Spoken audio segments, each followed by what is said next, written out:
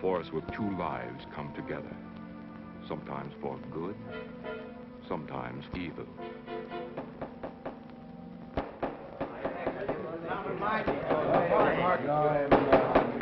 I say, Williams, is out of line out there. I'm definitely against it, Williams. Seems to forget we have our stockholders to answer to. Phone Mrs. Williams, Della. Tell her to be ready in about an hour, and I'll pick her up. Yes, sir. You phone San Rafael and see if those papers are on the way over from the executive. Yes, Will.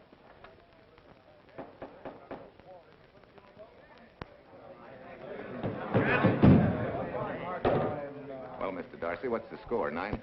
I'm afraid it is, Walt. If you think you can persuade them to change their minds, go right ahead. Gentlemen, I never interfere with stock issues, dividends, or anything else in your department. I must run my department with no interference. Either I know why and when I need more factory space, or you need another boy. And that's all right with me, too. Because I can take these plants and pick my own spot in the motor production field. You won't have to worry so much about dividends. There won't be many. I'm sure none of us want to lose Walt. Or our dividends. What do you say we take another vote? All in favor of buying the 3 new factories signify by saying aye. Aye. Aye. Aye. Aye. Aye. Aye. An unanimous vote. Congratulations, Walt. Congratulate the board. They're the winners. Williams, if these factories are so valuable that other companies would jump at the chance to get them, how do you know that you can buy them at the price you quoted us? How do I know? I bought them this morning. Good morning. Della, I was asked to rush this up for Mr. Williams. Get my wife, Della? Your maid said she'd gone to the dentist. I gave her the message. Oh, fine. Oh, this just came. Thank you. What about those papers? They're here. Bert's checking them now. Good.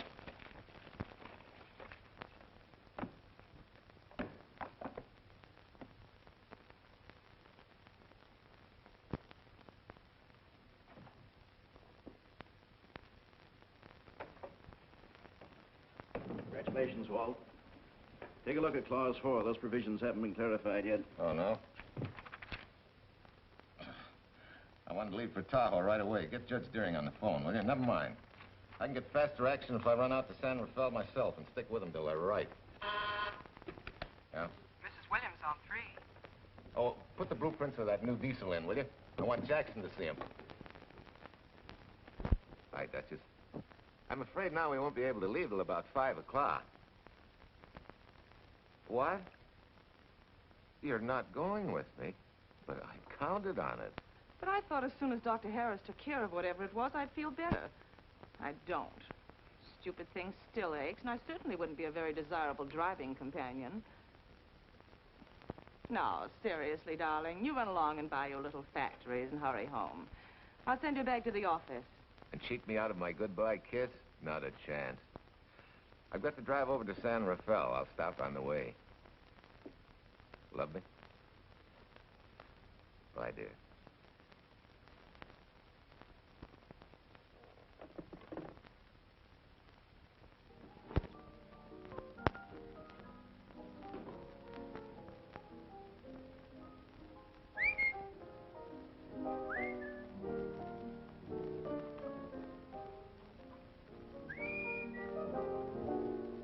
How do you expect me to whistle through a toothache?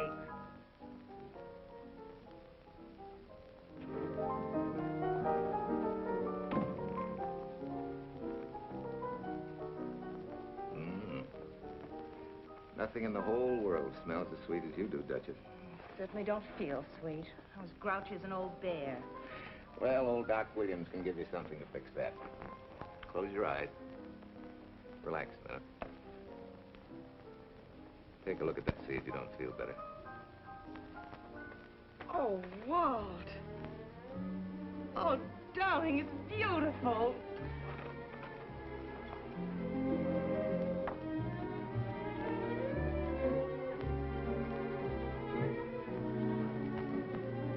Not bad. Not bad at all. You know, to quote my wife, I like monograms on things. It shows they belong to me, unquote. When did your wife say such a thing, Mr. Williams? About 6 years ago, when I married her. She gave me the first monogrammed shirts I ever owned. Those were the words on the card. I still have it. I certainly hope your board of directors never discovers what a softy you are. They won't, don't worry. I have only one vulnerable spot. What really happened this morning? All I got out of Della was that you stalked out of the office with blood in your eye, back in no time with canary feathers in your mouth. Oh, I clipped those birds' wings, but short. No one's gonna vote me down, sweet. Not when I know I'm right. Mm-hmm. But how did you convince the board of that so quickly? With subtle hints and easy persuasion. Like this. Either I get what I want, or you get yourself another boy. And that's all right with me, too. Walter! What a clumsy ox. I'm sorry, Duchess. Oh, please, sweet, don't be so upset. Oh, if you could have seen your face. Oh, don't bother, dear. Sue Lynn will take care of that. Not exactly a good prescription for nerves, huh? You know, you're wrong, Dr. Williams. The way I feel now, a good catnap will probably make a new woman out of me. And if it's not going to make you too late... Yes? Well, I'm sure that by 5 o'clock I'll... Swell. I'll run over to San Rafael and get things ironed out and be back for you by 5. On the nose. Darling, wait. That's perfectly silly. I'll take a taxi cab and meet you in Sausalito. There's a drugstore on a corner opposite the square. I'll be there at 5 o'clock and we can go straight on up to Tahoe. That'll save you all that late afternoon traffic and all that time it'll take to come and pick me up. Smart woman, my wife. Thinks of everything. Where's your bag, honey? Oh, Sue Lynn still has some things to press for me. Sure you don't mind taking a taxi? Very sure. Sweet dreams, Duchess. See you at 5. I better get going. Bye, honey.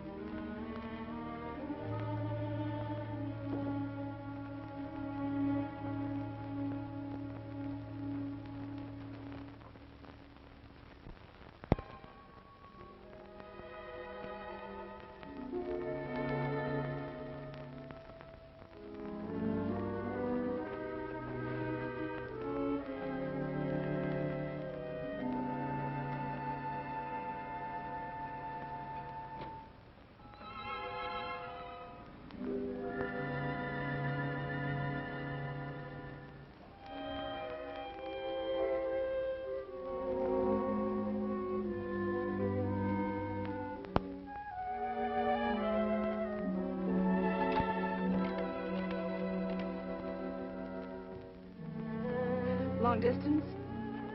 I want Berkeley 79721. Hello. Ah. Hiya, beautiful. Yeah.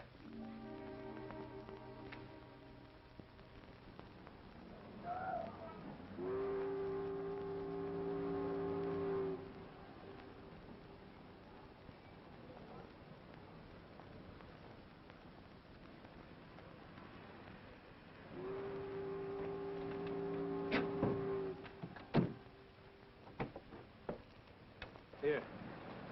Don't forget, turn this stuff over to a bellboy at the airport hotel in Oakland. Tell him to hold it for Jack Burns. Jack Burns, the airport hotel. That's right, I'll be checking in later. What do I owe you? $1.15 a here. All this stuff back to Oakland. Yeah, here. Buy yourself a new kid. Thanks.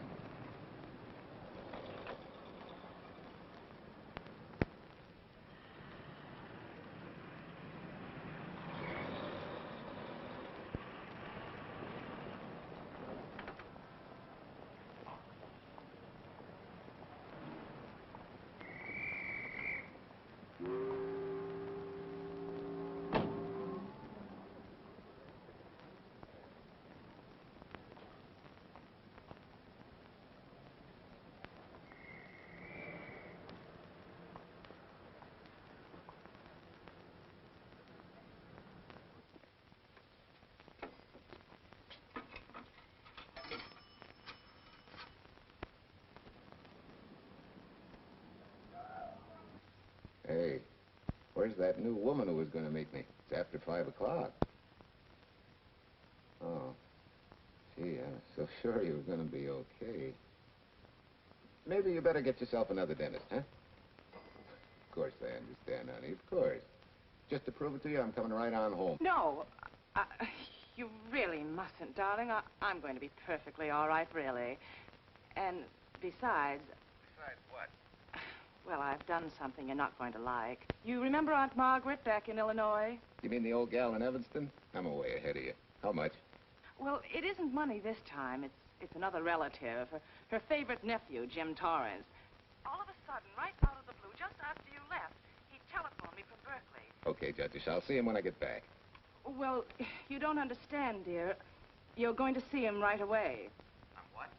Well, all he seemed to want was to be able to get back to Illinois, so I... So you buy him a ticket. That's easy. Well, it isn't. I offered to, but he got huffy and said he didn't want any handouts, and... Well, without thinking, I told him we'd pick him up and give him a lift as far as Denver.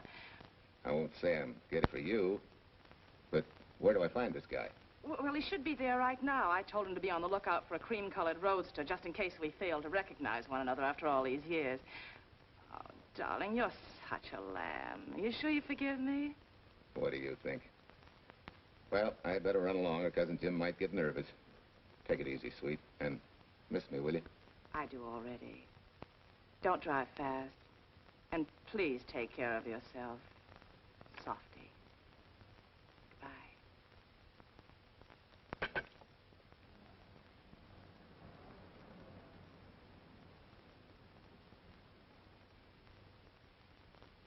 Hello, Della? Yeah, Mrs. Williams wasn't able to go with me. Now, while I'm gone, you see that she gets her roses every morning. That's right. But this time, on all the cards, put love from Softy. Yeah, S-O-F-T-Y.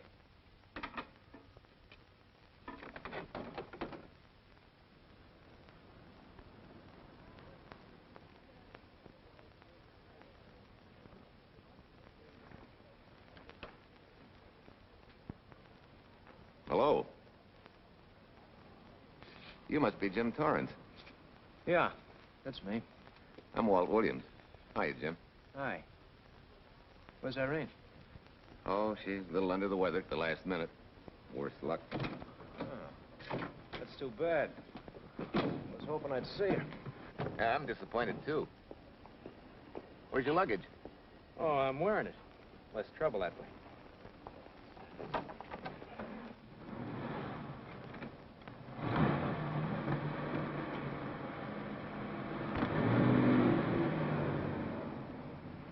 Irene tells me you're heading for Illinois.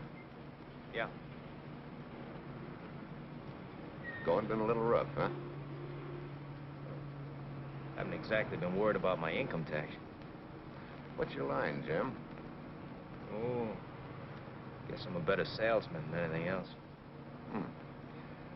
You know, I can give you a couple of letters when you get back to Chicago. It might help you. It's fine. Little in with a top brass never hurts. What outfit were you with? Patton's Third Army. How was it? Oh, rough. Except for the time in Italy. I kind of liked it there. Patton's outfit never got to Italy. Of course. But most civilians never know or care, and I figured you didn't either. Well, I fooled you that time.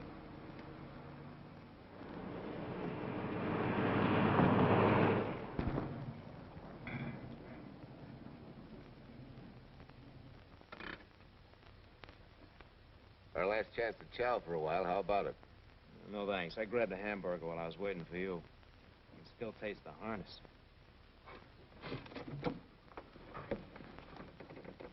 Sure you won't change your mind? No, I'm gonna grab a little shut-eye.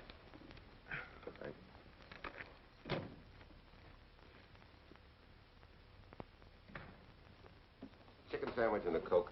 One chicken sandwich. Chicken sandwich coming up.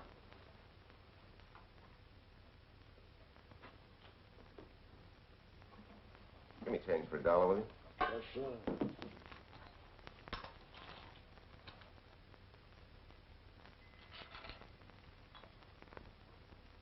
Thanks.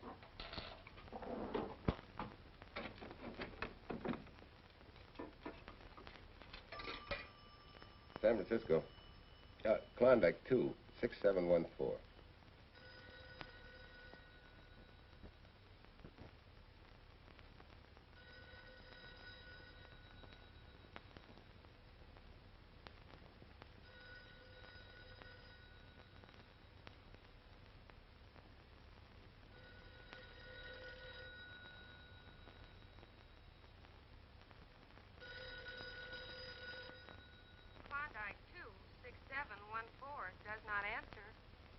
Oh.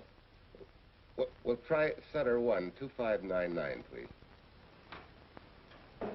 Bayview Apartments.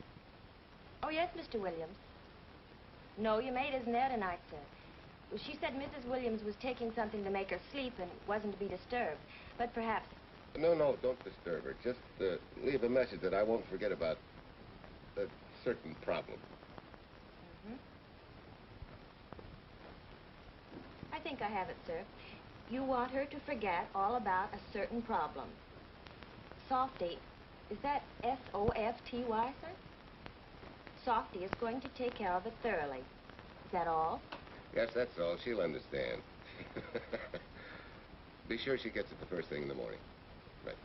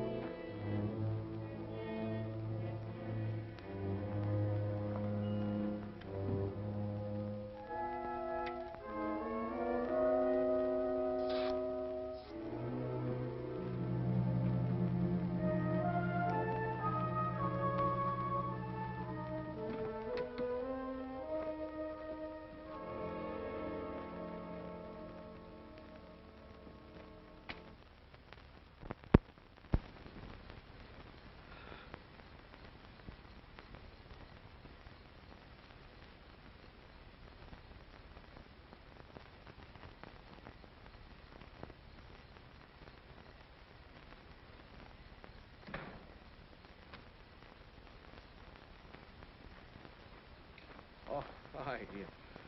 It's been so long since I've been behind the wheel of anything but a Caterpillar or a Jeep. I had to find out what a real buggy feels like.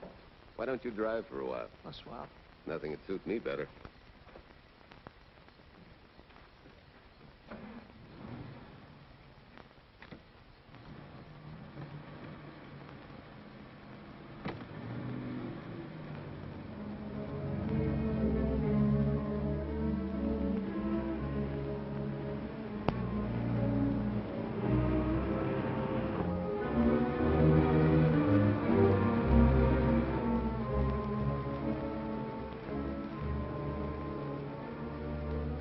Tell me, Irene still got that little scar on her cheek?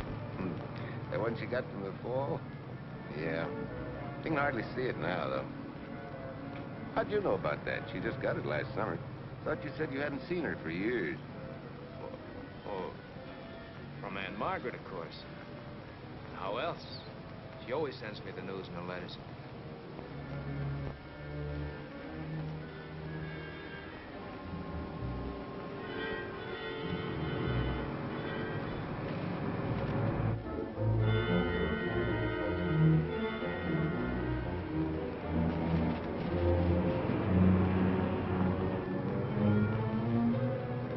Guess your Aunt Margaret will be pretty happy to see you.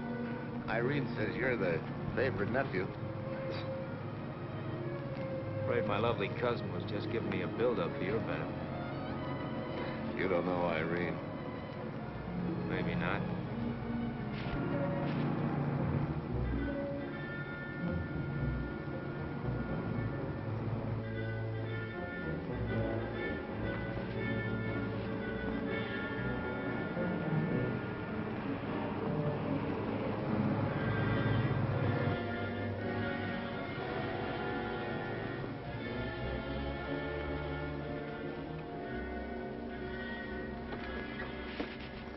What's the matter? I think we got a flat.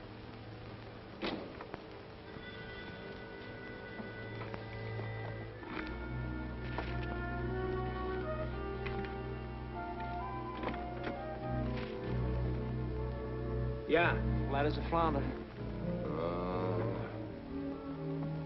Well, let's get to work. Hey, look out there, young fella. That's quite a drop.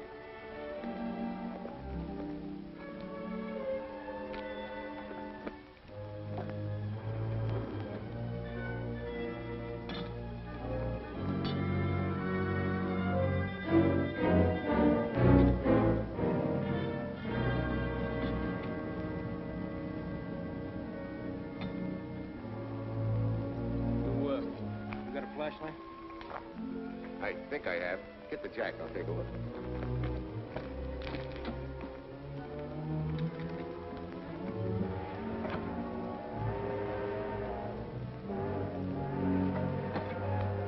Did you find it? Yeah. Yeah, it won't be long now.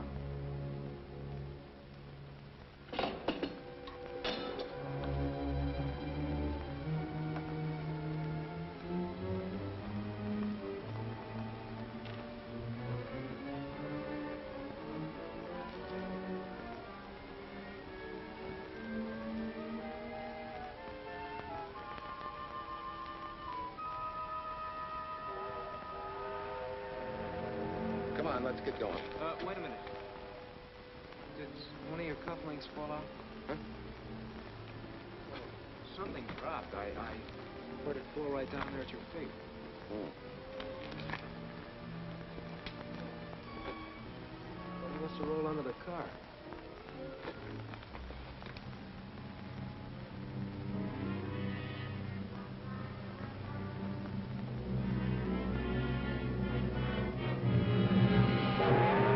Irene and me, sucker.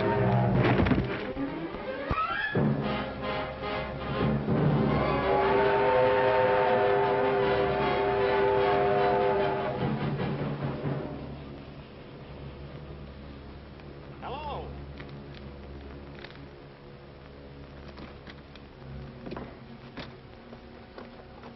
Need a hand? No. I'm all set now. Okay. Good night.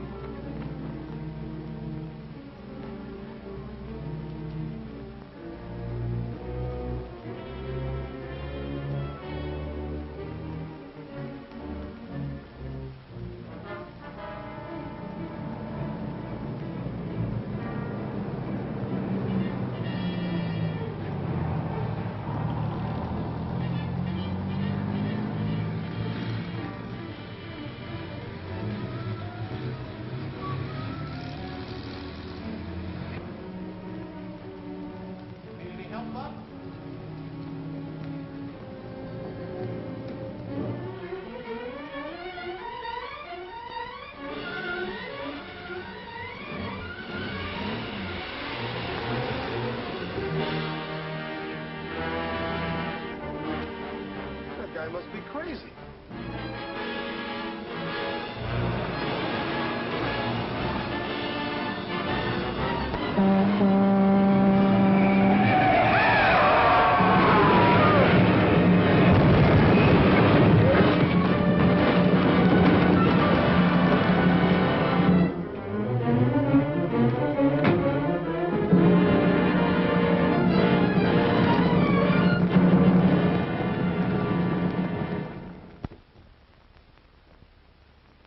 Now, in case my husband should be late and have to rush for his plane, this will be taken care of.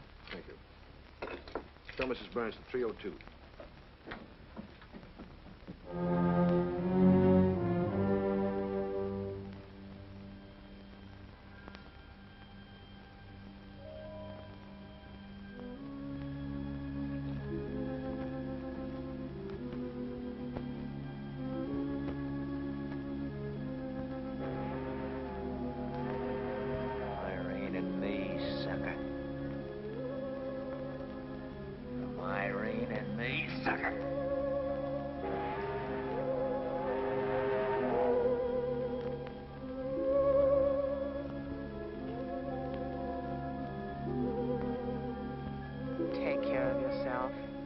Softy. Softy.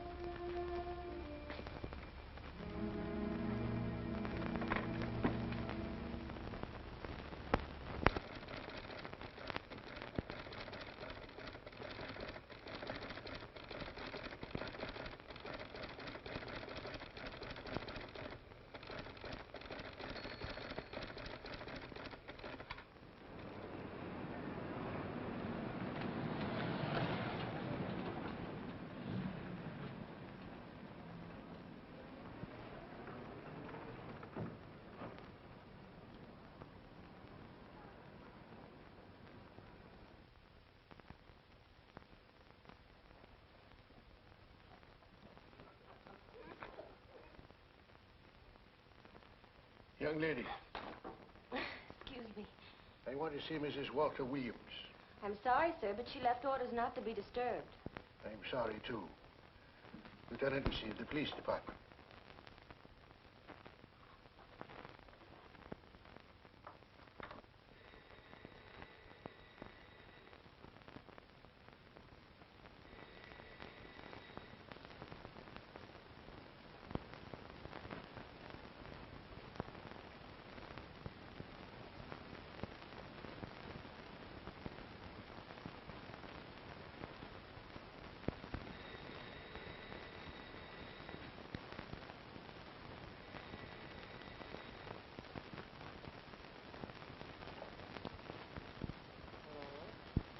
I left orders not to be.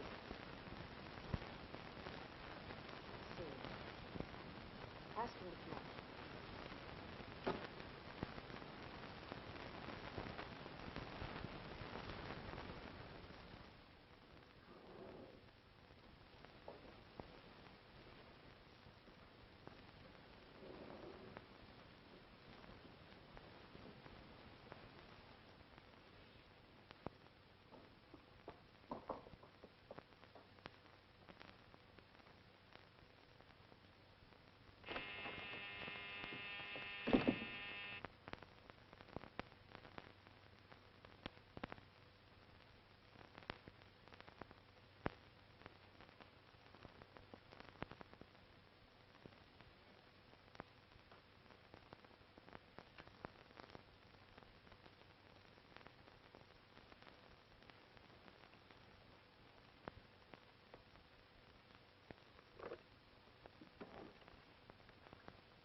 Yes?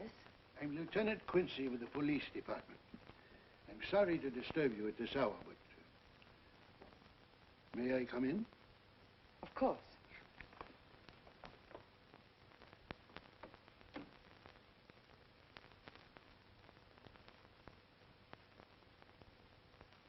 Well, Lieutenant? Did your husband go on a motor trip late this afternoon?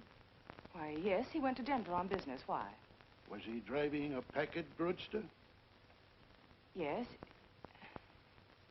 Is anything wrong? I'm afraid there is. Won't you sit down, Has please? something happened to my husband? Yes, Mrs. Williams. He's dead, isn't he? Yes. Oh, Walt, I knew something like this would happen. I begged him time and again not to pick up hitchhikers. But it wasn't a hitchhiker, Mrs. Williams. It was just an accident. He ran into a truck, a gasoline truck. You mean there was fire? He must have been driving pretty fast. I don't think he felt anything after the crash.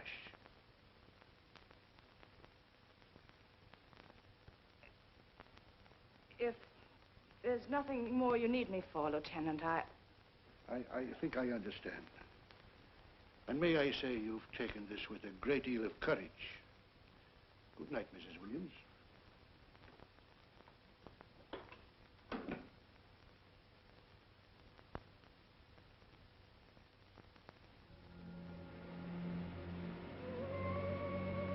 take care of yourself. Softly. From Irene and me. Softly.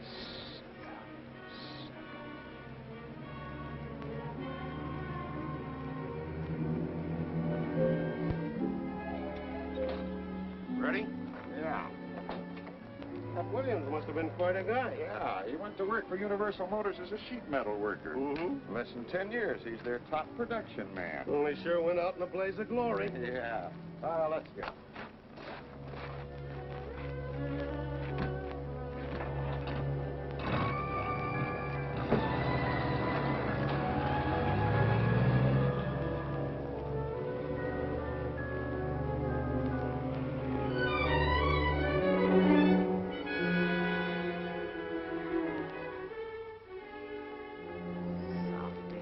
From Irene and me. Sucker. Sucker. Sucker.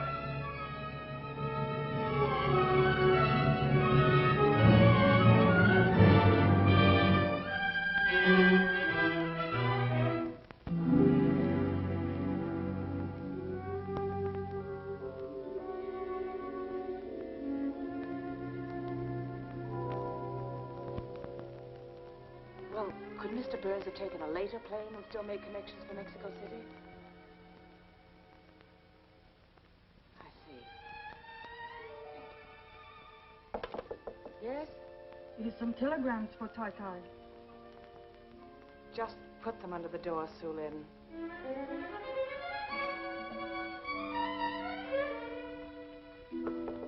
Please, Tai Tai, a policeman Quincy most anxious to see you. Ask him to wait, Sulin.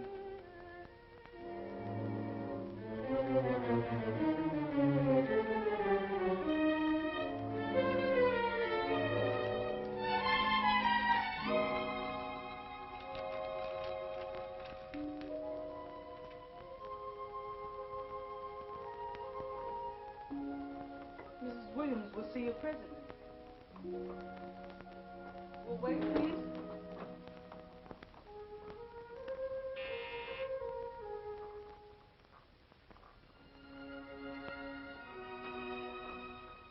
Flowers from Mrs. Walter Williams. Thank you.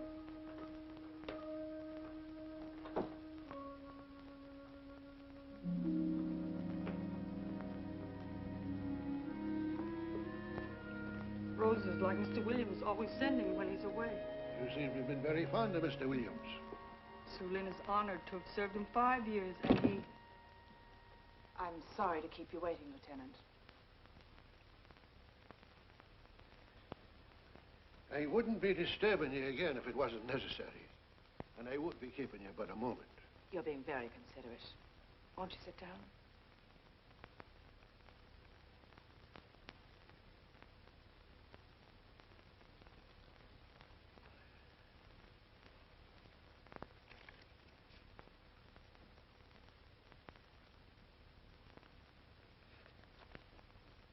Everyone's been most thoughtful.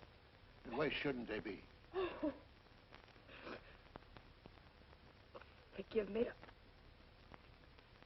I'm all right now. What was it, Lieutenant? The state police would like to have some information. They found some wavy skid marks for quite a distance on the road, as if the car had been out of control when it crashed.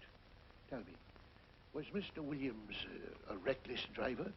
Why, no, he was a fast driver, but certainly not reckless. Well, was he a heavy drinker? Quite the contrary. But what about his health? Could he have had a heart attack and lost consciousness before the accident? Why, no, he was in perfect health, but he'd been working much too hard lately and was overtired. Perhaps he fell asleep at the wheel last night. Oh, poor darling. If only I'd been able to go with him last night, he might still be alive. Well, maybe so and maybe not. You mustn't blame yourself, Mrs. Williams. Fate plays an important part in these matters. Your handkerchief.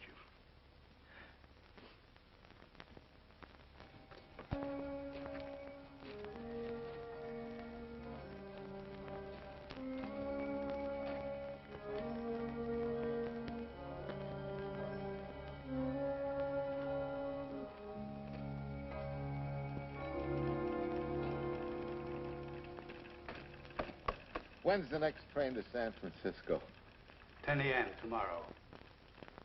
You sure there isn't one sooner? No, I'm sorry.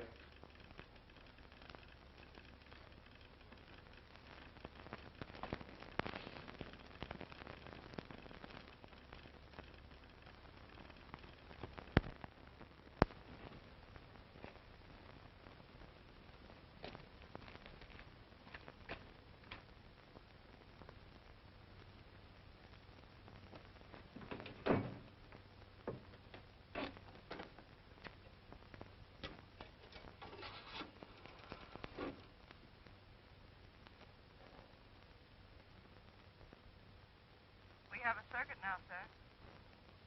Evanston. Calling Mrs. Margaret Hubbard's residence in Evanston. One moment, please.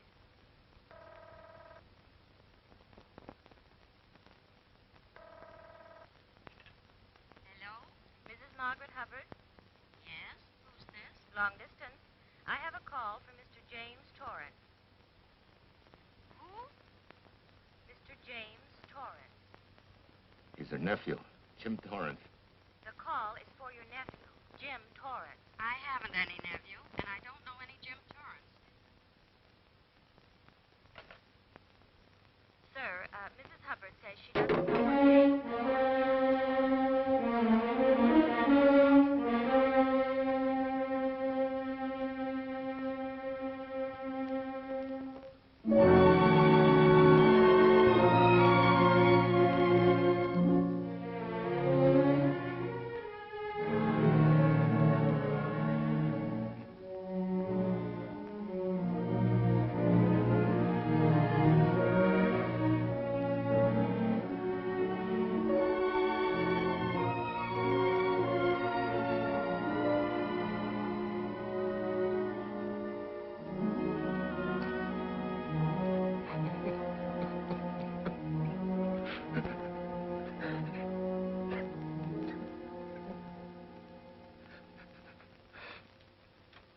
What's the matter, son? Looks like you need a doctor. Doctor? I can't leave the station, but old Doc Bender's just across the road there. Yeah. Doctor? Think you can make it? Yeah. I'll make it.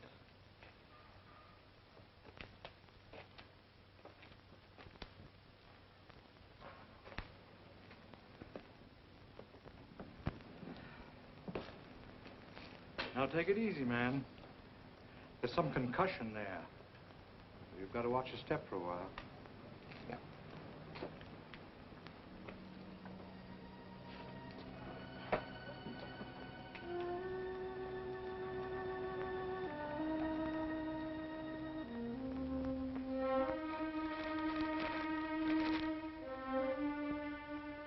Walter Williams' beautiful widow, who by her own request sat alone in the family alcove during the service.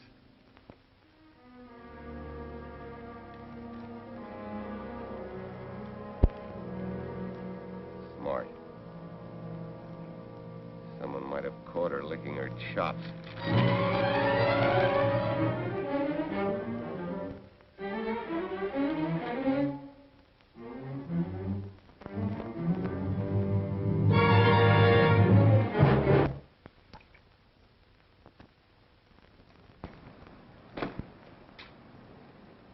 Hey, what's that? Walter Williams. Walter Wood. Hey, ain't that the guy that... For the love of Mike, what that briefcase doing here? He's dead.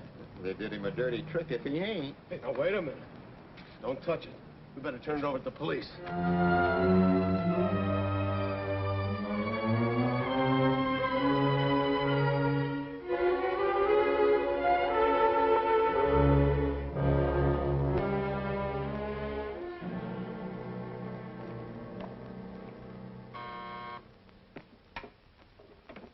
Homicide, Captain Callahan.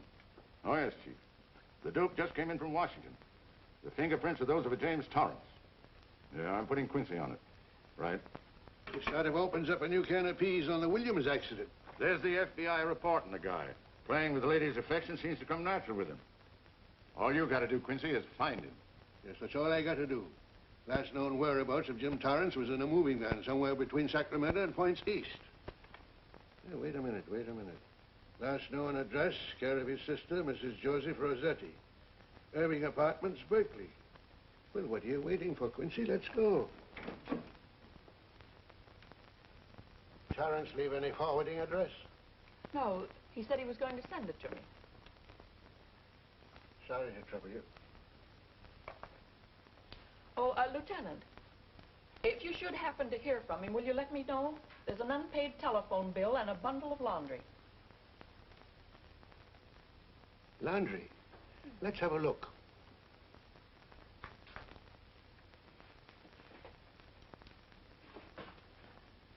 I may have to take this along with me. Not without a receipt, you don't. You mean you don't trust the police? In my business, you don't trust anybody. Mine, too. Holy St. Valentine's Day. Look, he had the same thing on his shirts, too.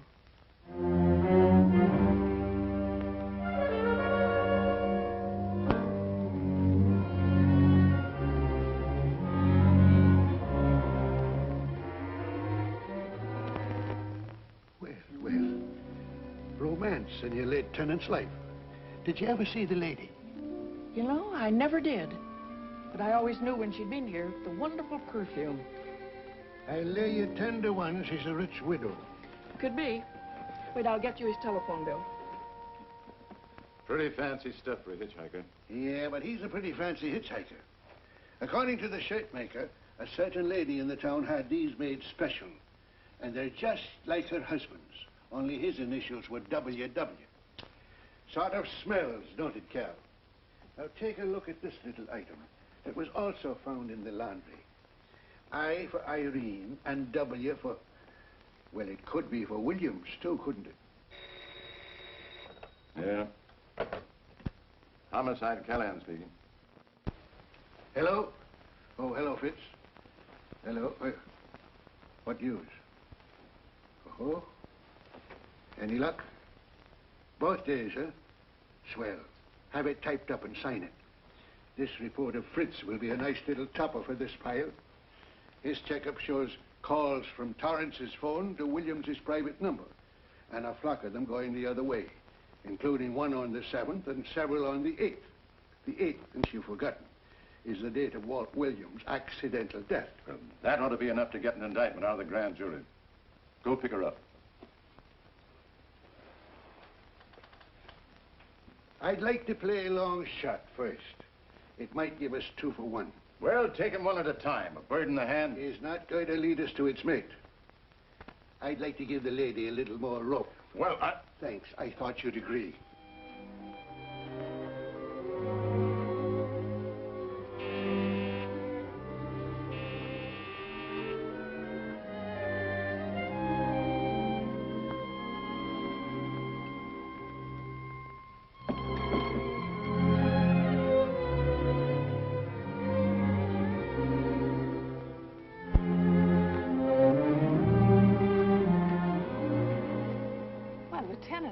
He just caught me. I'm glad.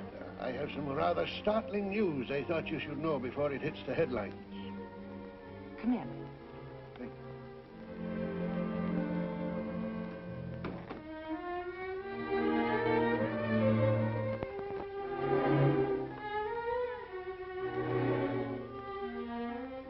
Sit down, won't you, Lieutenant? Thank you. I'm very anxious to hear about news. It seems that your first hunch, remember, that a hitchhiker was responsible for your husband's death? Well, Mrs. Williams, you may have been right. I don't understand. Your husband's briefcase turned up in Kansas City yesterday in a moving van that had stopped at the scene of the accident that night. Apparently, the murderer made his getaway in it. That explains the wavy skid marks that made us suspect your husband was ill or unconscious at the time of the crash. Yes, I suppose it does. And by now, the man is probably out of the country and never will be found. Don't you worry, Mrs. Williams. There were fingerprints on that briefcase. And as soon as we get the FBI report from Washington, his identity will be known and his description sent out on police broadcast. Oh, we'll find him all right. But just now we're keeping things quiet so the murderer will feel safe until we are ready to close in on him. Yes, I can see the wisdom of that.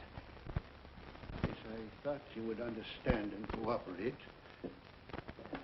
As soon as we know his name, it is possible that you might recognize it as someone with a motive. There's that possibility. You know I'll do everything I can to help. I'm sure of it. Now I'll run along. You'll hear from me.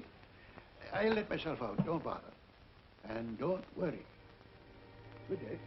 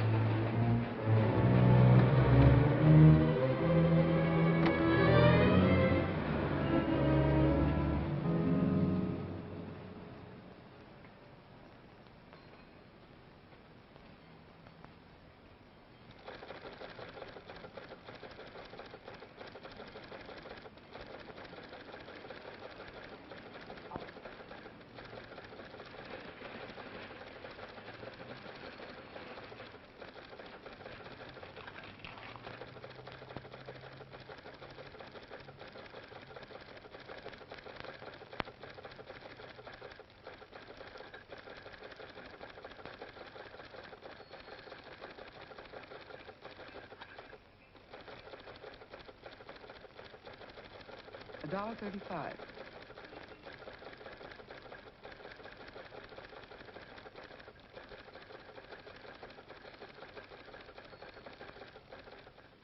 See, everything after the letter J in the first name has been obliterated by heavy writing over it. The only impress letters legible are those between words or before them, like RNS at the end of this name here, and the Hotel Santa here before the word Evanston. Well, Tom, don't you think it's about time you retired? Why, there isn't even evidence there of Mrs. Williams' intent to communicate with Torrance. And who do you think she beat apart to the telegraph office to wire to? The League of Decency? I'll tell you what I think, that you should have brought her in when I first told you to. By the time you get her now, she'll have figured out a way to tip Torrance off. He'd be that much tougher to find. Not unless she's tipped him off from your office. Ernie's got her on ice waiting for you.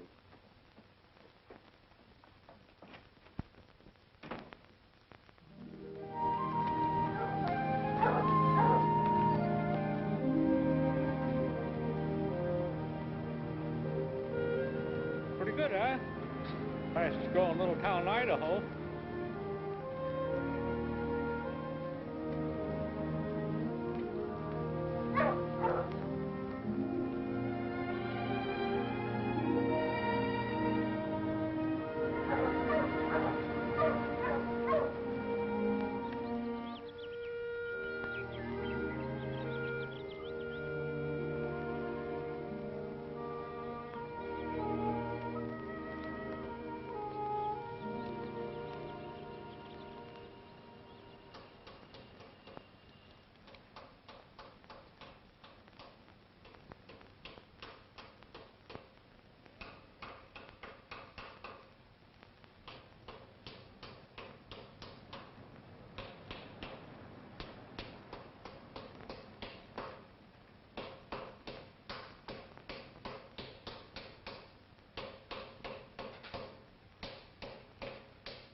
have a heart, son. You trying to wreck that engine? Oh. Sure. It's a hobby of mine. The way you're going at it, you can't miss.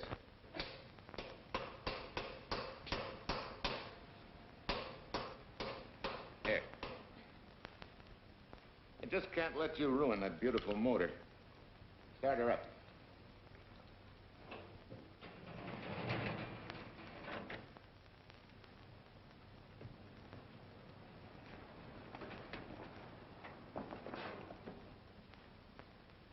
Okay, start her up.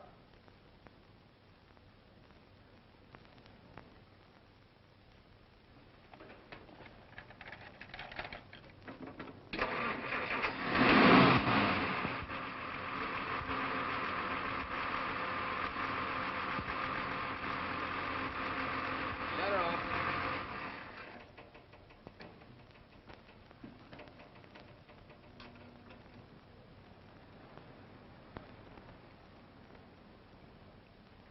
You're certainly not a mechanic by trade. Hands like that. Maybe it's a hobby of mine.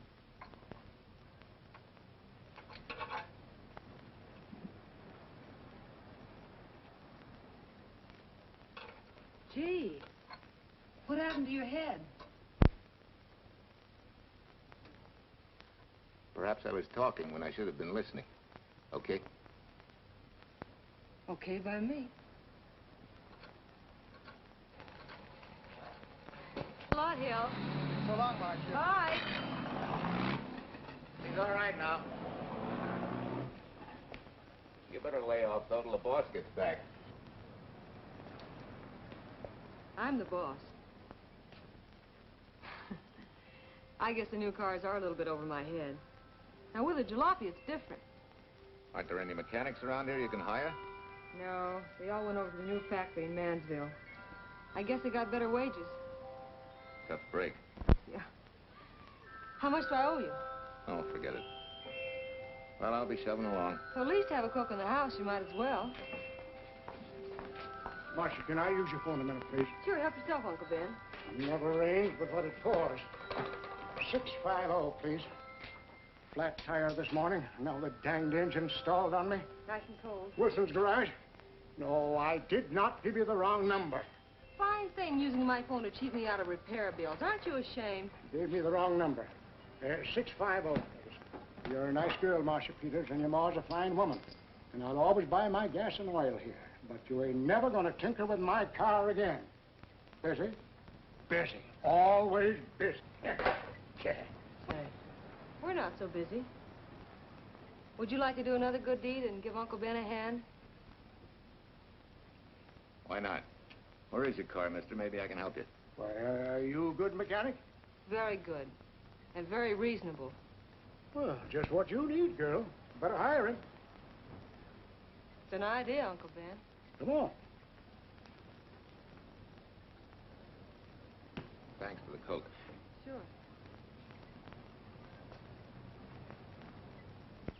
Well, I got Uncle Ben fixed up all right. Nothing but a sticky carburetor valve. Bye. I hope he paid you. What for? It only took a minute.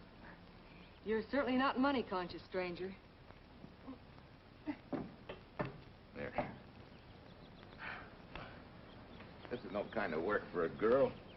Well, somebody has to do it if I want to stay in business. And I want to.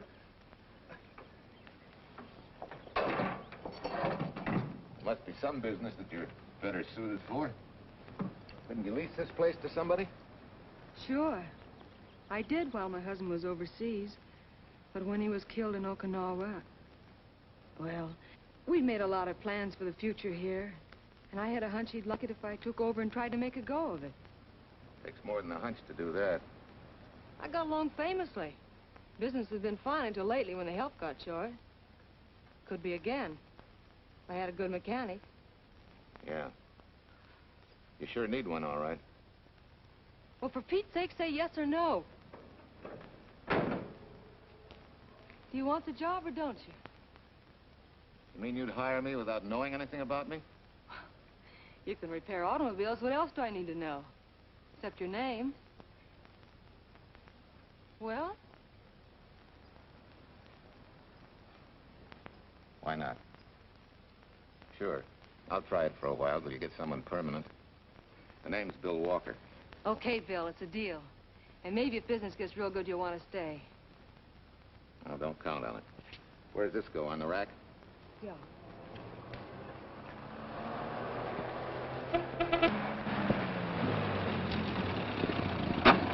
Marcia! Marcia! It happened! It's a boy, 8.5 pounds. Pair of shoulders like a prize fighter. Well, congratulations, Papa. How's Jane? Ah, perfect. Everything's perfect.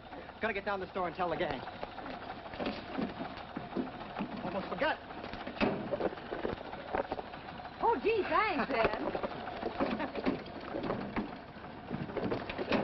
I'm sorry, I won't have enough for the gang. Yippee!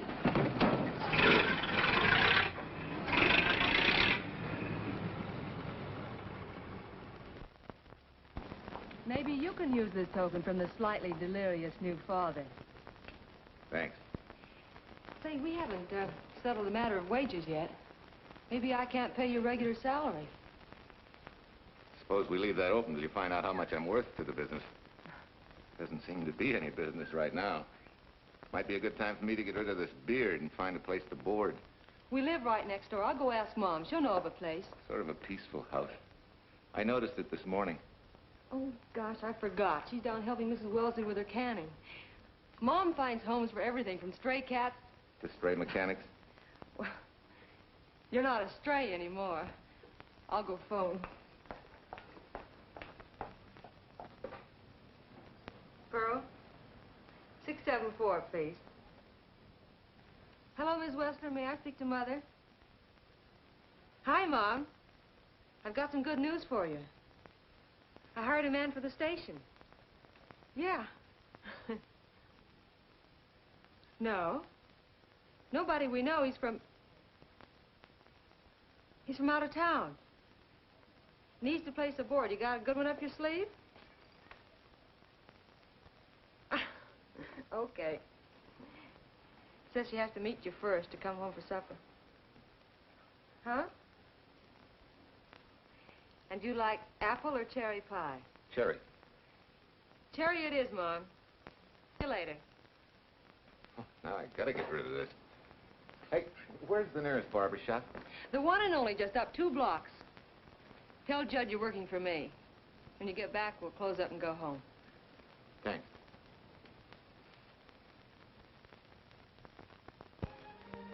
Oh, that's real nice. You must have had a good bringing up, young man. Thank you for the young man. We thank thee, O Lord, for thy bounty, and ask thy blessing on this food, and on the new friend who shares it with us. I hope you're good and hungry, Mr. Walker. Who wouldn't be? And Marcia, she's like a sparrow, with all the hard work she does, too. May I have your plate, please? Well, she can start taking it easy now. Boss, the help. Thank you. She never takes anything easy. Has to put her whole heart and soul into everything she does. Well, now that you're through with me, Mom, how about Bill? Have you thought of a place for him to stay? Well, why can't he stay right here? We have a spare bedroom going to waste. And I think you like my cooking. Like it? That's very kind of you, Mrs. King, but it seems an imposition. Imposition, nothing. That's good business. I can get back what I pay you in board and room. Well, Marcia, what a thing to say. If you'd like to stay, we'd like to have you. We have some more vegetables. Mrs. King, you have a boarder. May I have a biscuit, please? Oh, excuse me.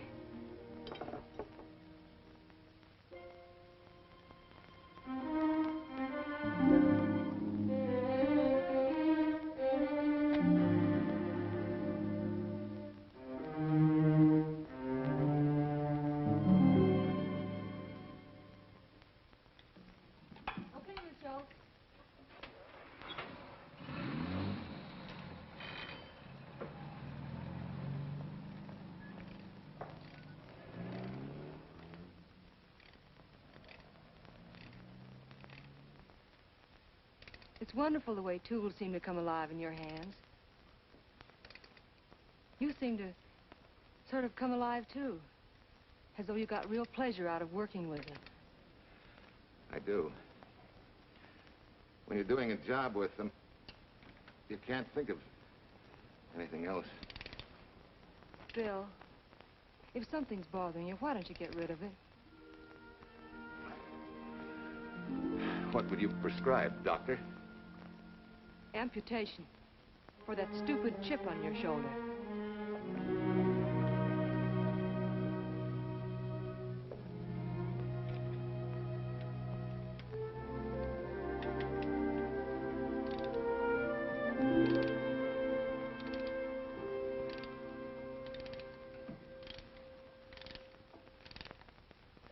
What you need is a ring job. Save yourself some money. Gee, Bill, with the baby and everything, I just can't afford it now. Oh, we'll take care of that. Hey, boss. How's Ed's credit? Good enough for a ring job? Well, sure, if I can hold Junior as collateral. Oh, not a chance, fella. Never mind her. I'll do it on my own time. Oh, thanks, Bill. Maybe we'll see you tonight, huh?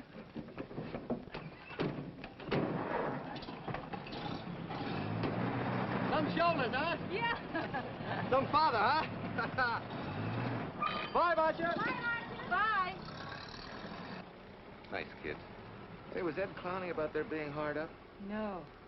Things have been pretty tough for him ever since he got out of the service.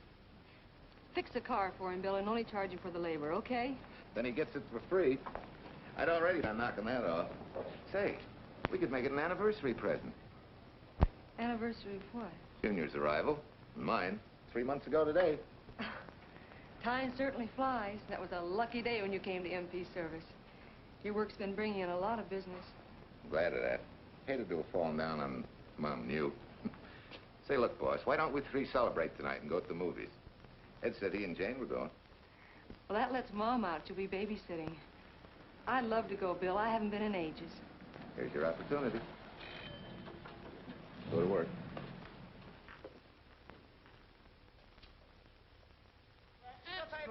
Irene Williams, held for murder. Read all extra. Irene. This is Sheila Graham with the latest news of the shocking Williams murder case. While beautiful Irene Williams is held for trial, charged with conspiring to kill her late husband, the police are searching for James Torrance, believed to be the lover of Mrs. Williams and her partner in the horrible murder of Walter Williams.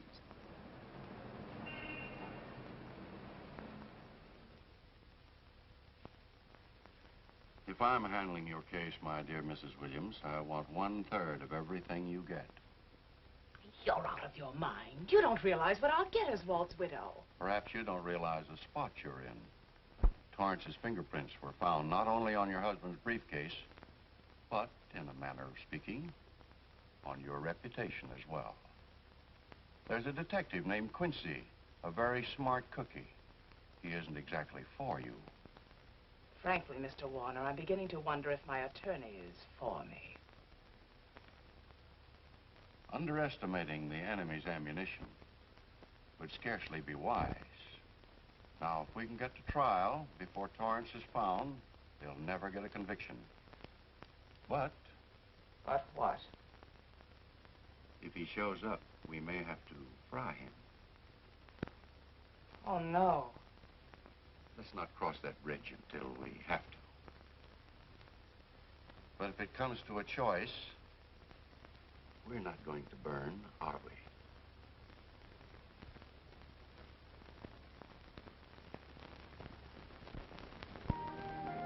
Aren't you the chatterbox this afternoon? What about this afternoon?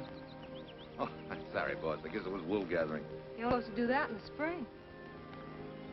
Is there anything you don't know? Yes. What's San Francisco got that we haven't? Better newspapers, for one thing. Anyway, California's supposed to be the land of opportunity. I thought that by now you liked it here. I do. Very much. It's a good town. Nice people. Swell boss. Thanks. We like you, too. No fooling, Bill. You'd be surprised how many people ask questions about you.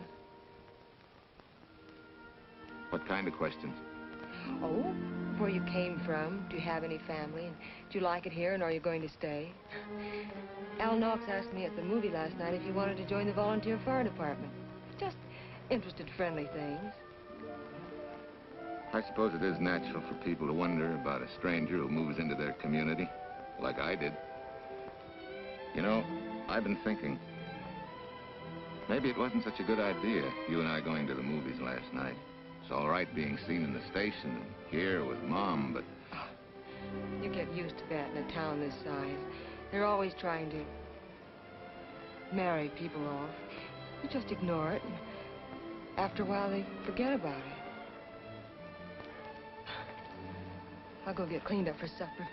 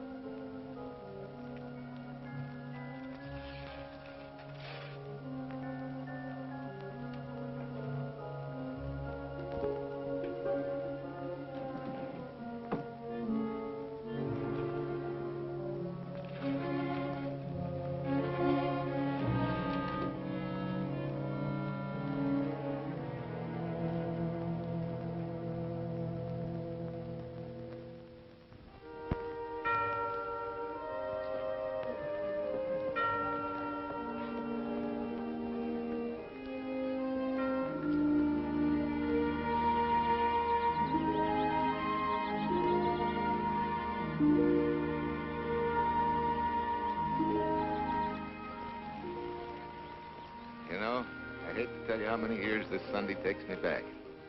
Did you always fall asleep during the sermon? I wasn't asleep, Mrs. Peters. I merely closed my eyes to concentrate. Oh, so that's what you call it.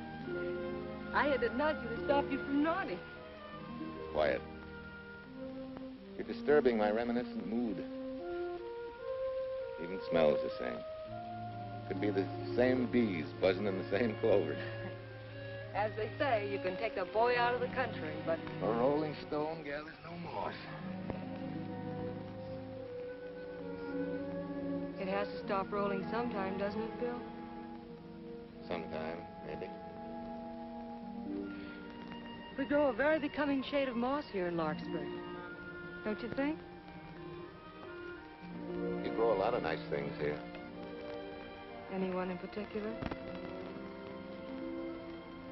You'll have to skip the answer to that one. Someone tore it out of the book. You're married, aren't you, Bill? Yep. That's right. You must have loved her very much to have been hurt so deeply. To be so afraid of someone, even yourself. Maybe it's better that way. Then no one gets hurt. Bitterness and hatred hurt everyone. Can't you see, Bill? They're like a wall that shuts out all the sunshine from a garden and lets everything wither. Make room in your heart for something else, can't you? I guess this is my day for sermons. Sorry. As Mom would say, you never get rich minding the other fellow's business. Hey, that's a flyer. I'll be seeing you.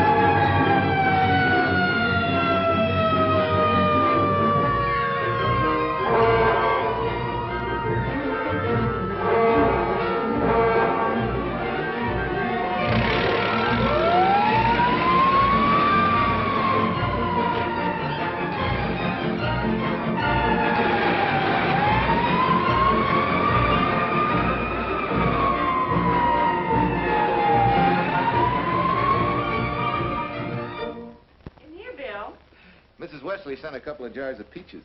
Said you helped her can them. Oh, thank you. When I delivered the doc's car, he insisted that I have a bite with him. Where's the boss? Took the book back to the library for me. Oh.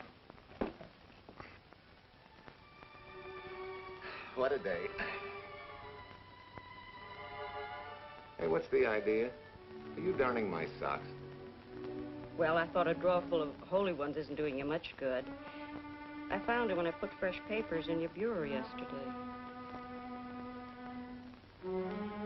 You have a heap of things that need mending, haven't you, son? Does Marcia know? Do you think I'd tell her? This is your problem, Bill. Because I found out about it doesn't give me the right to tell anyone else, not even Marcia. When you trust folks, you trust them, and you give them a chance to work out things the way that seems right to them. How can one little woman be so big? Don't forget, it's a lot easier to be tolerant and understanding at 50 than it is at 25. Yeah, Mom. I'm going next door for a while. Grandma Thompson's ill.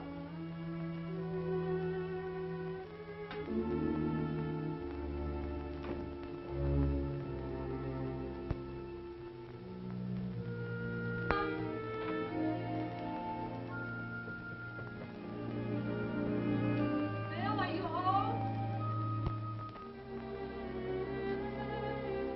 Bill, are you in there? Yeah? Mom went next door, Marcia. Hi. Do you work awfully late? Oh, about 6. Anything wrong? Come in. I want to tell you something. I'm checking out. Has something happened? No, just...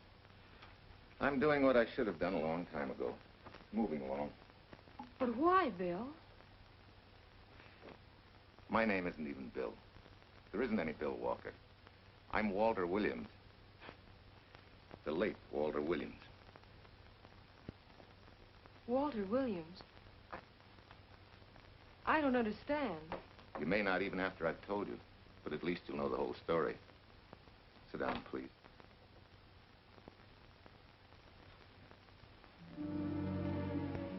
Finally, Larkspur. And you. From there on, you know. I'm glad you're going back to make things right. Going back? Wild horses couldn't drag me back. What are you going to do about your wife? Nothing. You're going to let her go to trial for murder? Oh, no, Bill. Why not? She tried to kill me, she and her cousin. But they didn't. Who says they didn't? Let them try and prove it. No matter what your wife did, she can't be tried for something that didn't happen. Oh, Bill, can't you see? You bet I can see. She deserves everything she's getting. Sorry part of it is they'll never convict her. No, Bill. The sorry part is you're not big enough to take a hard jolt to your pride and to your ego. Sure. It hurts to be tricked and cheated by someone you loved and believed in. But that doesn't give you the right to take justice into your own hands, to trample on the hearts of others and walk out on life. A barren, frustrated boyhood. A marriage to a woman who accepted my love, yet despised me so thoroughly she resorted to murder. I'll never think of our moments together without nausea. I feel stripped bare, degraded. Even me.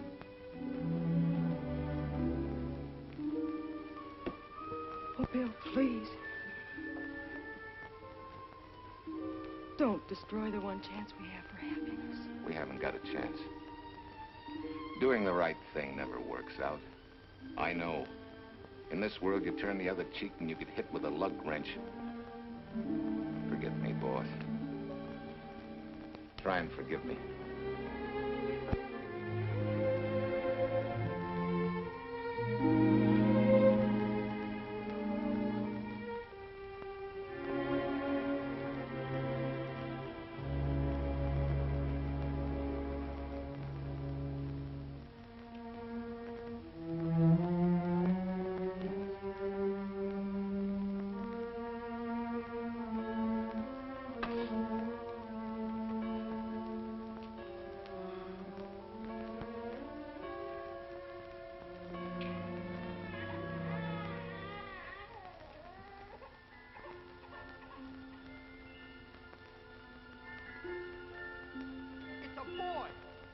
shoulders like a prize fighter.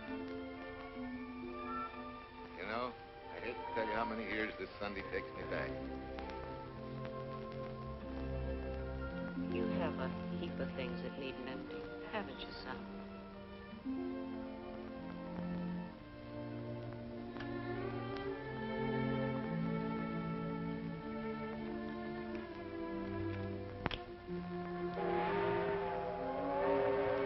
Take care of yourself. Softly. Marguerite and me.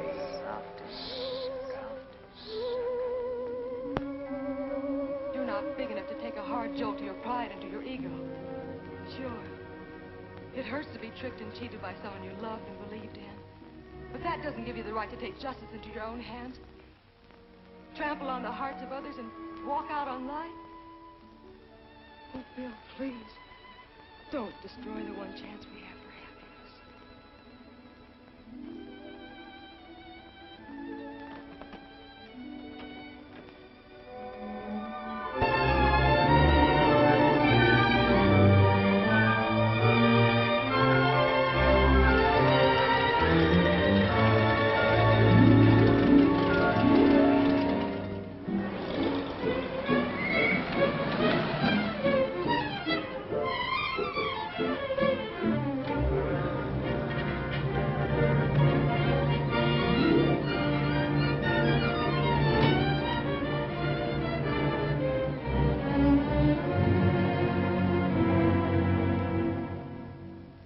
Mrs. Peters was kind enough to come along to substantiate at least the Larkspur portion of what I've told you. Very thoughtful of you, Mrs. Peters. Mr. Williams, when you read in the newspaper that the hitchhiker who attacked you had been, well, a close friend of your wife's for some time, it must have been a great shock to you. I didn't come here to discuss my emotional reactions, Lieutenant.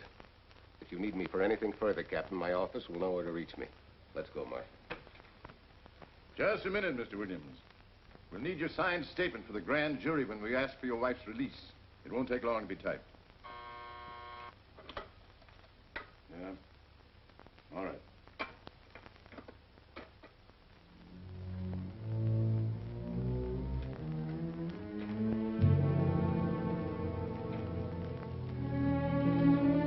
Come in.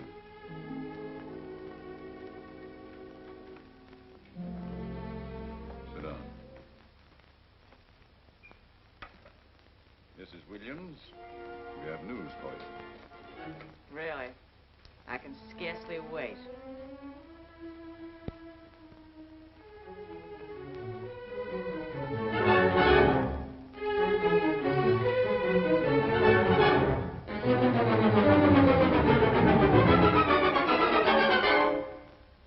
Seems it was Torrance who was in the car when it crashed.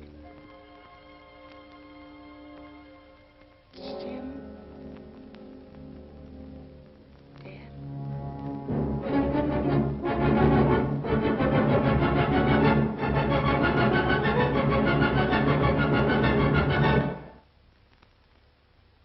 You did it. You killed him. No. He tried to kill me. Thought he had. And he ran into the truck. It was an accident. An accident? You wait all these months to tell this story. You let me rot in this filthy jail. Wait a minute. You let everybody believe you're dead. Pretty convenient, wasn't it? A dead man can't be tried for murder. Mr. Williams, perhaps your wife would understand better if you would explain to her about the amnesia. Amnesia? Oh, don't tell me you believe he had amnesia. Where's he been all this time, just wandering around in a daze? Tells us he's been in Larkspur, a little town in Idaho, working as a mechanic in a service station. Run by Mrs. Peters here.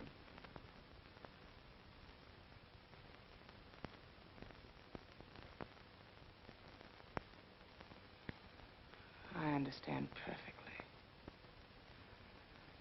Now that my chance for happiness is dead, I suppose you'll demand the divorce I begged you to give me so that I could marry Jim. That's fantastic. Yes, isn't it?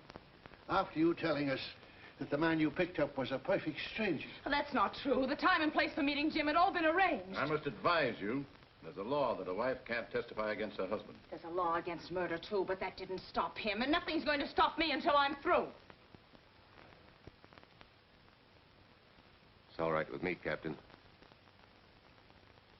Go on. Talk your head off.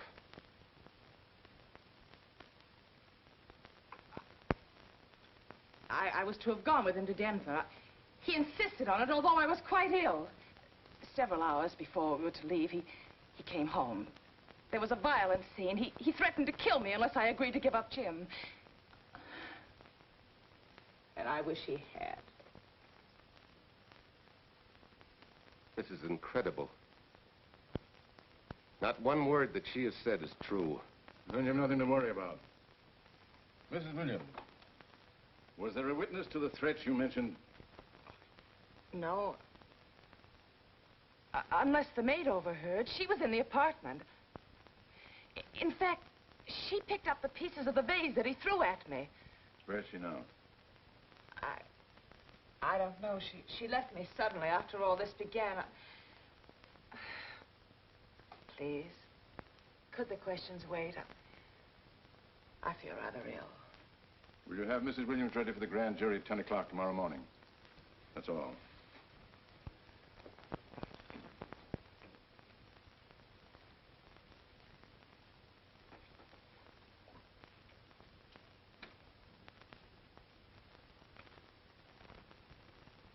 We're going to hold you too, Williams.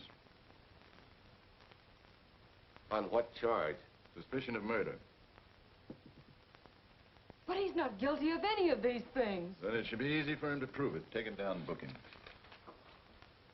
That fiction of Mrs. Williams must have been very convincing. No, we just couldn't buy that yarn you tried to sell us. Let's go.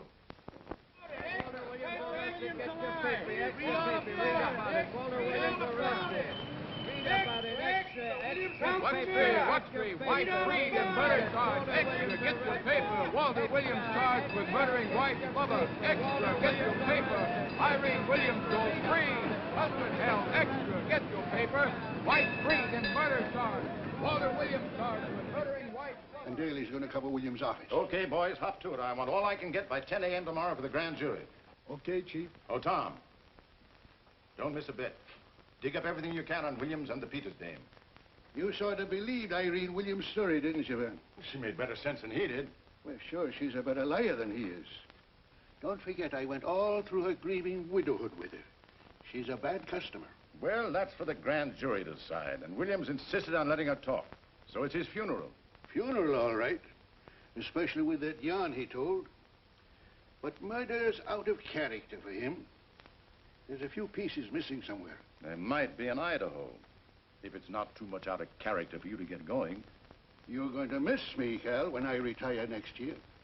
Maybe I'll join Private Eye and solve your cases for you.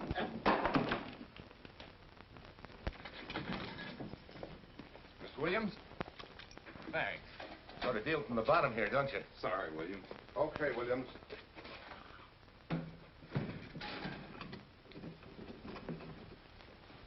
Well, not very good news, judging from your faces. Well, Wolf, the grand jury returned indictment against you. Mrs. Williams was released.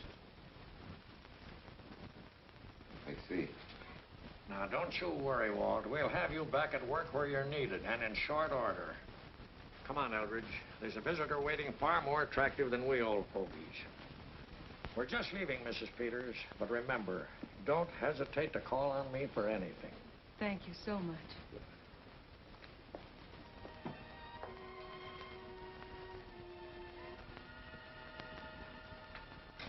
Hi, boss. Bill, what have I done to you? If it weren't for me, you wouldn't be here. If it weren't for you, I wouldn't be. I came back here because I wanted to believe in the things you do.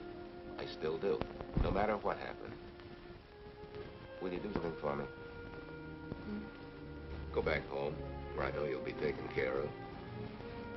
Not a chance. You'll have to think of a better reason than that to get rid of me. I'm a big girl now. I've just been to Larkspur, Williams, where I found these newspaper clippings. Of course, some of them are 3 months old, but you seem to treasure them, so I brought them along. So? I don't think they exactly substantiate your claim of amnesia. As if you were interested in substantiating any claim of mine. Now, let's get one thing straight. Most people, when they get in a jam, think the police are only interested in the prosecution. Our job is to get the facts, the truth. And the truth never hurt anyone but the fellow that lied. Unless he was a beautiful woman. Oh, quit kidding yourself, Williams. You made the boner. I had no more to do with Torrance's death than you did. And out of the whole population of Northern California, you just happened to pick up a hitchhiker who happened to be your wife's boyfriend. Ah, have a heart, Williams. I suppose you'll tell the truth when you take the stand, but you better have some mighty conclusive proof if you expect the jury to believe it. Wait, Lieutenant. Bill, we all know you're not guilty, but we're going to need help to prove it, and need it badly. Lieutenant Quincy can't take sides, but if we're right, he has to be on ours. And I have a hunch he wants to be. Why don't you tell him the whole story? All of it, please. I'd like to. Quincy, very much. Guess I should have told the whole truth in the first place. But I wanted to clean this mess up with as little scandal as possible.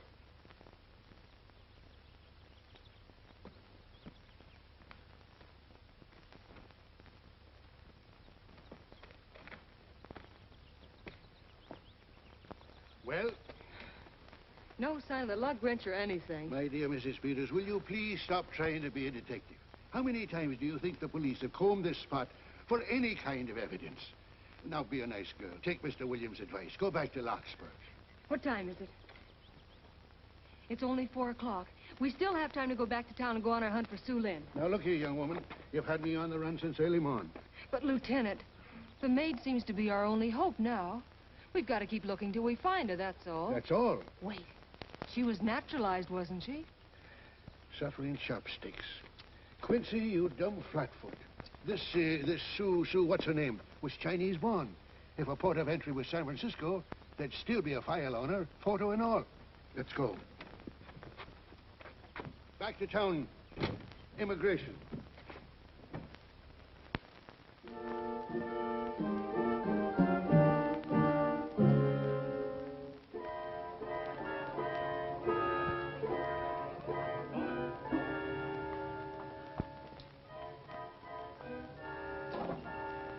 The council has given us the right lead.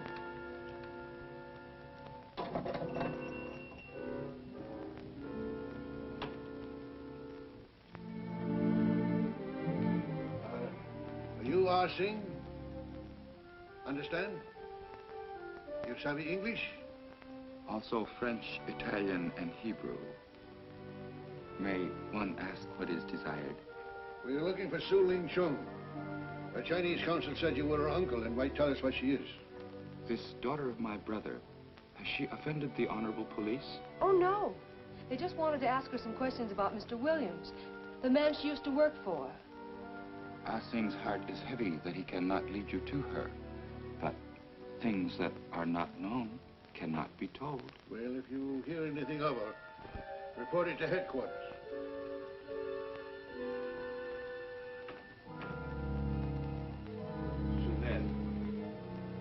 Untruth is not good for soul, and not wisdom when told to policemen.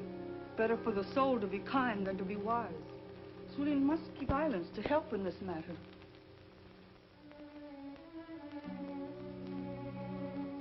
You know, you're quite a gal. In case I haven't told you lately. You're just too easily pleased, that's all. There must be a way out. Why can't we find it? Oh, buck up, boys. Tomorrow, another day. Yesterday you go to trial. Bill, I'm afraid. And the state intends to prove, beyond any reasonable doubt, that the defendant, Walter Williams, did, with malice aforethought, kill the deceased James Torrance, whom he knew to be his wife's lover. And that with his victim dead beside him, he drove his car into the course of an oncoming truck, jumping clear himself some seconds prior to the crash. And subsequently, he made his getaway in the back of a loaded furniture van. And for 3 months, as Bill Walker, he laughed at justice. would have imprisoned his unfaithful wife for conspiracy in his own murder. But then he decided that being dead cramped his style. He thought he could eat his cake and have it too. So he returned, most anxious to explain his long absence and to right the dreadful mistake that had imprisoned his wife for 3 months. Ladies and gentlemen, it was a cold-blooded, premeditated murder and must be punished to the fullest extent of the law. Call the first witness, please.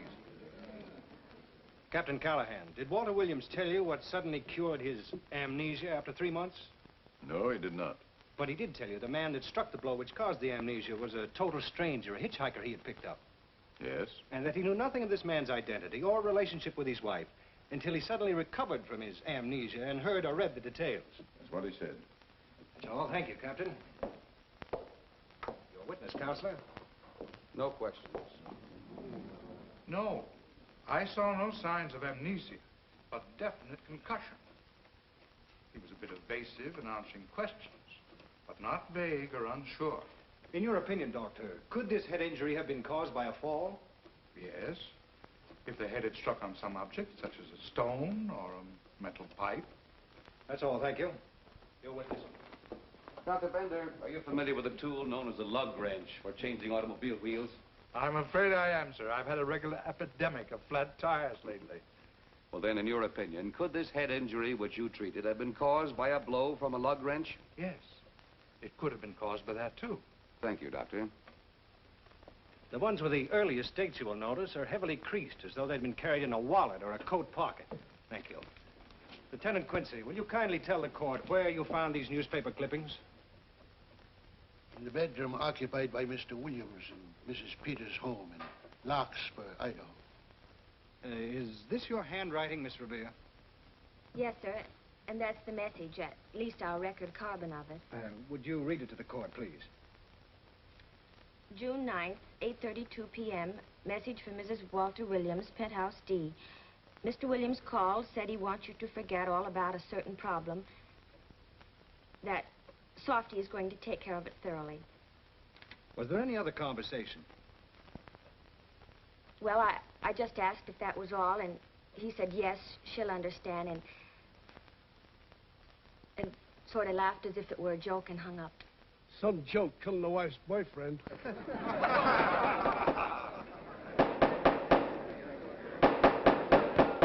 is the state versus Walter Williams.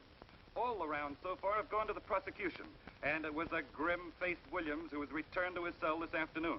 What the score will be after he takes the stand is anybody's guess, but he's going to need some lucky punches to get a decision. And though Torrance struck with intent to kill, after telling you this is from Irene and me, sucker, you still telephoned Illinois to find out if there was a cousin Jim. You are hard to convince, aren't you, Mr. Williams? Is it so incredible that a man should fight against believing such a thing about his wife? Oh, that is very touching. From a husband who planned a trip on which he intended to destroy his wife and did kill her lover. That's a lie. Your Honor, I object to the conclusions drawn by the prosecutor and move that it be stricken from the records. But, Your Honor, there is a corpus delicti, remember? Who was your wife's lover. Objection sustained. There's also her own story, which, in front of witnesses, you insisted she tell. And then we have your own two different stories from your own lips. One featuring a perfectly strange hitchhiker, the second an equally strange cousin Jim, without a questionable substantiation for either bit of fiction.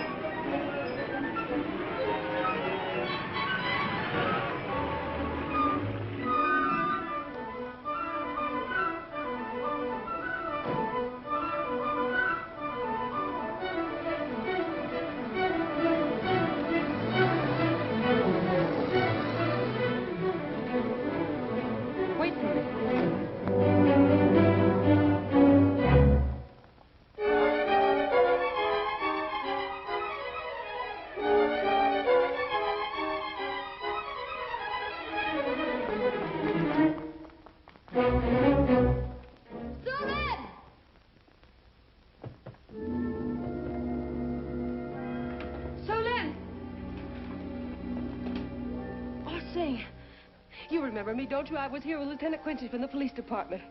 I just followed Sue Lynn up the stairs. I saw her come in here. You must be mistaken. I'm not mistaken. She's here. I must see her. Ah, Sing, don't you understand? It's to save a man from prison, even from death. I will send her to you.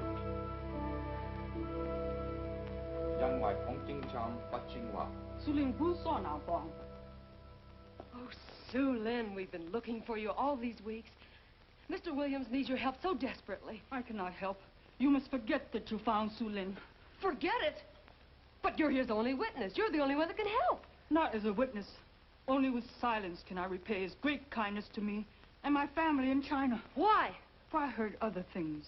That most unhappy day.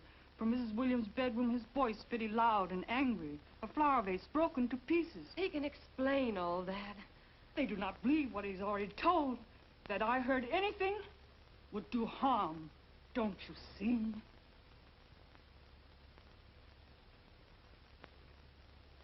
Yes. Much sorrow comes from women who know not honor and truth. And Mrs. Williams, she was not true even to that Torrance man. What makes you say that? That night when he was killed, her sickness was but wall of falsehood, behind which she could go secretly to a meeting place.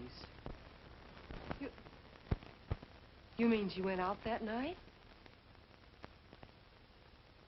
Sue Lynn, are you sure? Yes, because next morning in her bedroom I found street shoes that had been worn.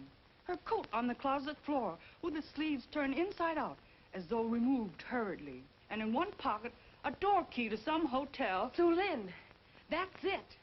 Proof that she and Torrance had planned to meet that night after he killed Mr. Williams. What hotel was it? Oh, I don't remember.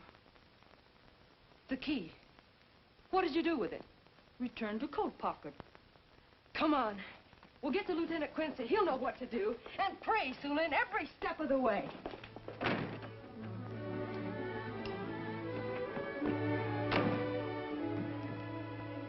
Now hold everything. Even if this long shot don't work out, we'll just keep on pitching.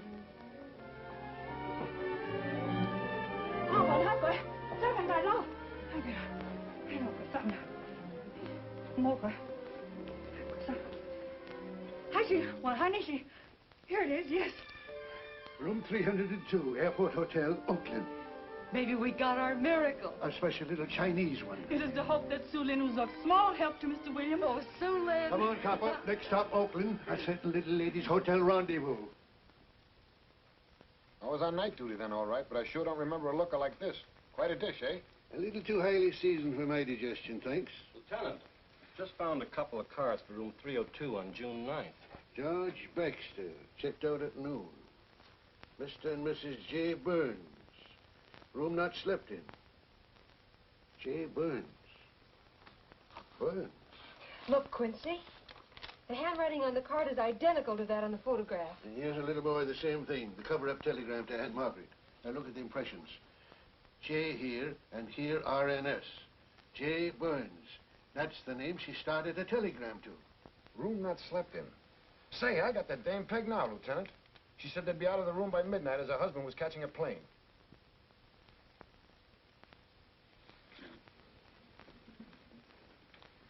But Quincy... Reservation for Sam Andrews. Yes, sir. This ties it all up, doesn't it? Yeah, like a greased pig. What do you mean? We've got the evidence now, the proof. Of what?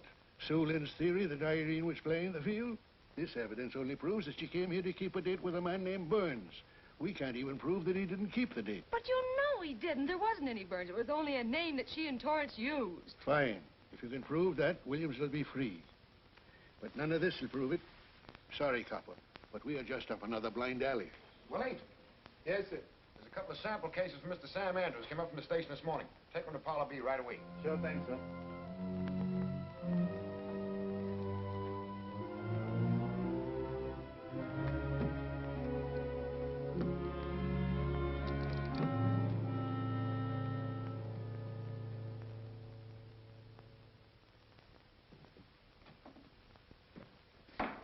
Seated. Case of the state versus Walter Williams. Proceed, Mr. Aldrich. Your Honor, we will call Mrs. Irene Williams. Take the stand, Mrs. Williams.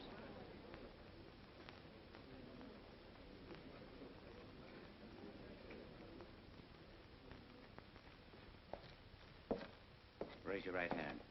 You solemnly swear that the testimony you're about to give in this cause to be the truth, the whole truth, and nothing but the truth, so help you God? I do. Hey, what cooks? The defense calling her? Mr. Eldridge, what's the purpose in calling this witness? Merely for purpose of identifying handwriting.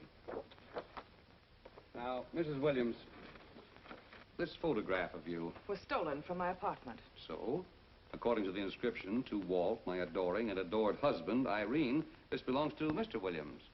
This is your handwriting, isn't it? Of course. I'm touched that he should have wanted it so badly. And this telegram, addressed to Mrs. Margaret Hubbard. Is that also your handwriting? It is.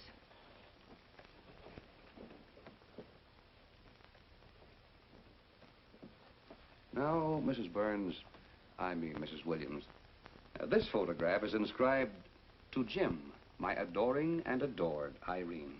Did you write this, too? I see no point in all this. Merely answer counsel's questions. Did you write it? I did. And these letters addressed to Mr. James Torrance, did you write them? Yes.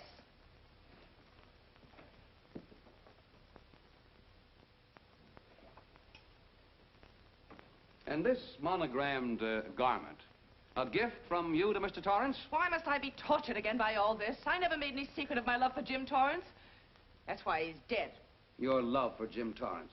Yet on the very night he was killed, you had a rendezvous with a man named Burns, didn't you?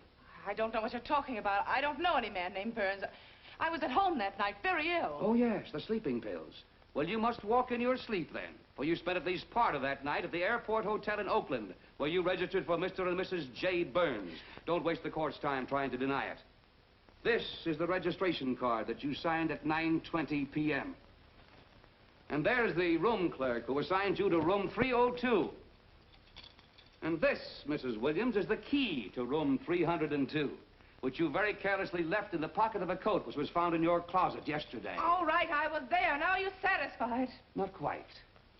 This J. Burns, Mrs. Williams, was his first name Jack? Yes.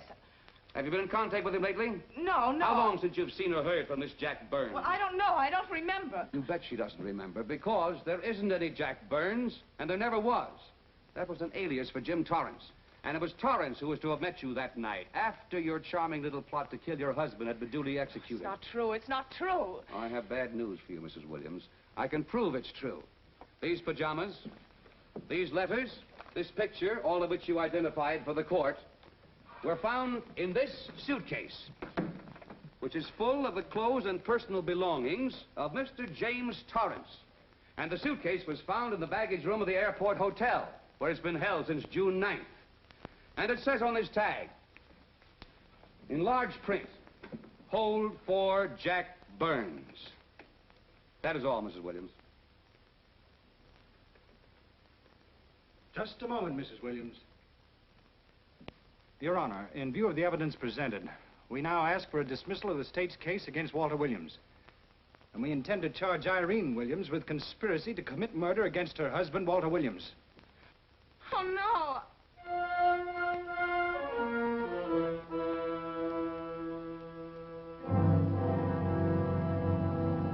The case against Walter Williams dismissed. Court adjourned until 2 o'clock. Well, that's that, Walt. Congratulations, Mr. Williams. I haven't the words for it, Quincy, but we could never have made it without you. Ah, sure you could. You know, son, right always wins if you give it a little push, especially when you get a copper like this one to do the pushing. Well, I'll be seeing you. You know, it'll seem kind of strange being able to eat and sleep without someone getting in your hair all the time. Oh, fine, Walt. We're looking forward to having your hand on the wheel again. The Denver plants are waiting for you to open them. You think you can make it the morning? How about it, Counselor? You bet you can. Oh, good. Well, I'll be running along. Well, you think you like Denver? It's okay by me, boss. Yes. Impact. The force with which two lives can come together. Sometimes for evil, sometimes for good.